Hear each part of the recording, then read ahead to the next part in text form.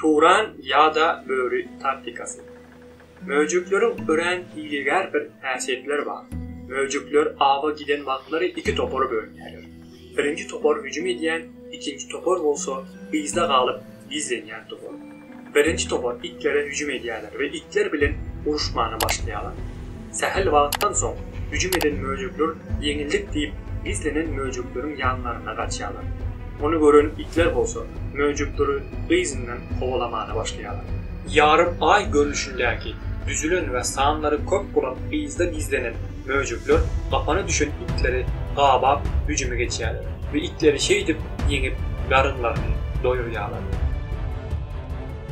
Mövcüklerin bu häsiýetlerini bilen ata-babalarymız söwüş taktikasyny oýlap tapýarlar. Onun adyny bolsa böğrü taktikası ya da Turan taktikası diýip goýupdurlar. Türkmen atlylary düşmana hücum edip yalandan uruşýan ýaly bizine gaçýarlar. Bunu gören düşman bolsa türkmenler gaçýar diýip edip itler ýaly kowalap başlaýarlar. Bize gizlenen esasy topor bolsa yarım ay görünüşünde hatarlary bozulan düşmana täzeden hücum edýärler we şeýdip düşmany gyzga wagtyň içinde berip dagan edýärler.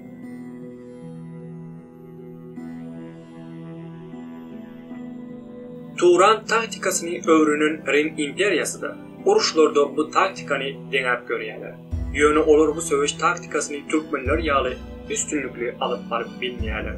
Sebäbi bu taktikany ýerine ýetiren wagtyň öwren tiz ýyndan bolmaly. Rim goşuny bolsa hayal hereket edýänligi üçin başarnykly bolup bilmeýärler. Selçuklu sultany Alparslan Malazgirt söwüşünde Bizantiya imperatory Roman Diogoni ine şu taktika bilen ýeňýär. Gurtçebe taktikası.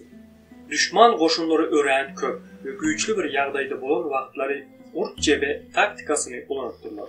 Atly eskerler düşmana garşy kiçik toporlara bölünip dağınık ýagdaýda hüjuma geçýärler. Şeýdip söwüş meýdanyny giňelýärler.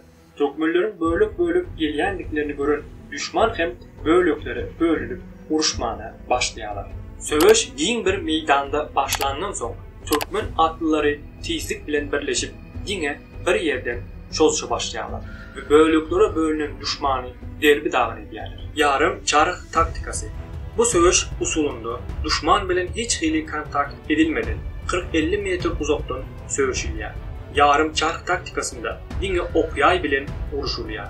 Eskerler tegelik görünüşünde hatarlanıp iň öňdäki atly okuny atyp ýene ýerine dolanyp gelýär we özüni gezek geleni çenli okuny ýaýyna ýerleşdirip taýýar ýagdaýda bolýardy.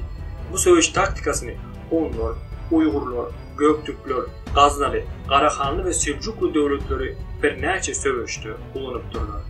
Saat söwüş taktikası. Bu söwüş taktikasını Arap harpy bolan saat harpyndan ilham alyp oýlap tapypdyrlar. Bu taktikany Osmanlı döwleti düşmanlaryna garşy ulanypdyrlar. Osmanlı goşuny saat harpy ýaly hatary durup söwüşe başlaýarlar. Saat harpynyň guýruk bölümine atly goşun kelle bölümlerine bolsa piyada goşunlaryny goýup söwüşýärler. Bu taktikaның maksadi düşmanı kaçırmadan yok etmektir.